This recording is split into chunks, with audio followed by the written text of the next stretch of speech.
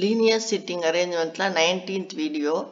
In a college party, 5 girls are sitting in a row.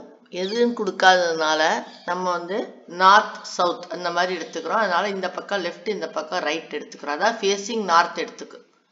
In a college party, 5 girls are sitting in a row. நார்த்தா சவுத்தான்னு கொடுக்காததுனால நம்ம நார்மலா என்ன சொல்லியிருக்கேன், facing north எடுத்துக்கணும். இதுல வந்து left right, அதனால லெஃப்ட் இந்த பக்கம் ரைட் இந்த பக்கம். P is sitting to the left of M. இந்த நார்த்தில் வந்து இது நார்த்துன்னு நம்ம அசியூம் பண்ணியிருக்கோம். லெஃப்ட் அப்படின்னு வரும்போது நான் என்ன சொல்லியிருக்கேன், இதே ஆர்டரில், அதாவது P is to the left of M அப்படின்னா PMனே எழுதிக்கணும். PM, P உட்கார்ந்து M உட்காரணும். And to the right of O அப்படின்னா P is sitting to the right of O. P வந்து ஓவோட ரைட்டில் இருக்காருன்னு கொடுத்துருக்கு. அப்போ ரைட்னா எப்படி எழுதிக்கணும், மாற்றி எழுதிக்கணும்னு நான் சொல்லுவேன். ஓபின்னு P உட்கார்ந்து M உட்காரணும், O உட்கார்ந்து P உட்காரணும் அப்படின்னு கொடுத்துருக்கு. அப்போ இது ரெண்டையும் கம்பைன் பண்ணால் நமக்கு எப்படி உட்காருவாங்க, O உட்கார்ந்து P உட்கார்ந்து அதுக்கு அடுத்து M உட்காரணும். இதுதான் இதில் O உட்கார்ந்து P உட்கார்ந்து M உட்காரணும்.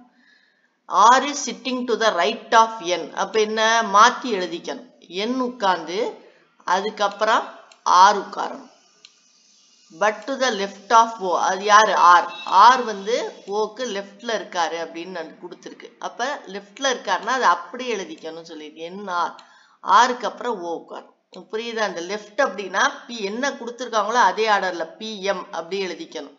ஆனா B to the right of ஓனா மாத்தி எழுதணும், ஓபி அப்படின்னு எழுதிக்கணும். மொத்தத்துல ஓ உட்கார்ந்த பிறகு பி உட்காரணும், பி உட்கார்ந்த பிறகு எம் உட்காரணும். அதே மாதிரிதான் இந்த இடத்துல R is sitting to the right of N னா மாத்தி எழுதிக்கணும், N R னு.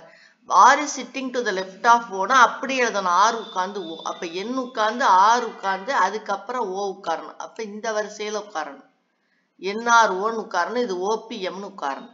அப்ப N உட்கார்ந்து R உட்கார்ந்து O உட்கார்ந்து அப்புறம் P உட்கார்ந்து அப்புறம் இது ரெண்டையும் கம்பைன் பண்ணோம் அப்படின்னா எப்படி வரும் அப்படின்னா, N உட்கார்ந்து R உட்கார்ந்த பிறகு அவருக்கு பக்கத்துல ஓ உட்கார்ந்து, ஓவுக்கு பக்கத்துல பி உட்கார்ந்து, பிக்கு பக்கத்துல எம் உட்கார்ற மாதிரி இப்படி வந்துச்சு. அவ்வளவுதான். இந்த லெஃப்ட் ஆஃப் ரைட் ஆஃப் நல்லா புரிஞ்சுக்கிட்டா ரொம்ப ஈஸியா இது போட்டுடலாம்.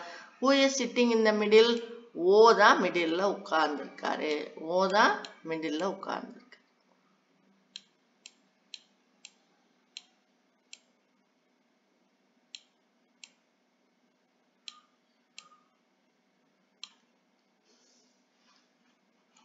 Thank you for watching.